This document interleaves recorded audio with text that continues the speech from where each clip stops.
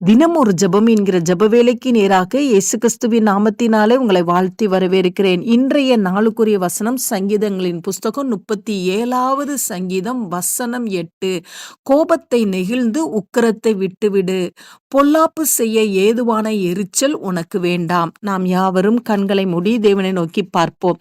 எங்களை நேசிக்கிறதான நல்ல தகப்பனே, இந்த நாளுக்காக நாங்கள் நன்றி செலுத்துகிறோம். கர்த்தர் கொடுத்த புதிய நாளுக்காக நன்றியப்பா.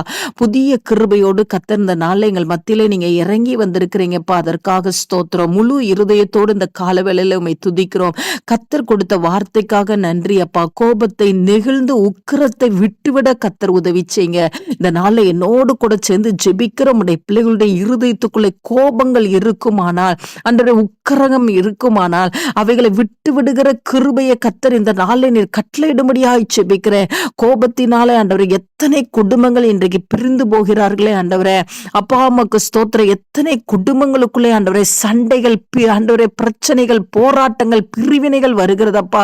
ஆண்டவரே இந்த நாள்ல கோப குணங்கள் இருக்குமானால், ஆண்டவரே அப்பா எரிச்சலான குணங்கள் இருக்குமானால், அவைகளை விட்டுவிடத்தக்கதான இருதயத்தை கத்த தாங்க ஆண்டவரே.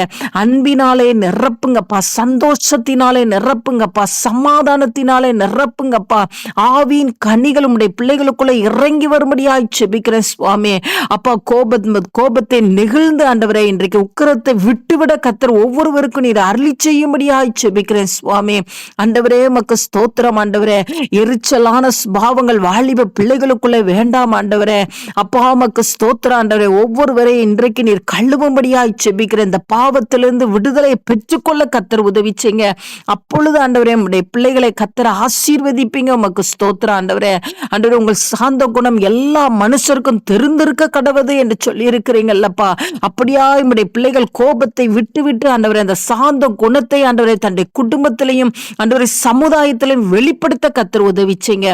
அதனாலே தேவனிடத்திலிருந்து ஆசீர்வாதத்தை பெற்றுக்கொள்ள உதவி செய்யுங்க.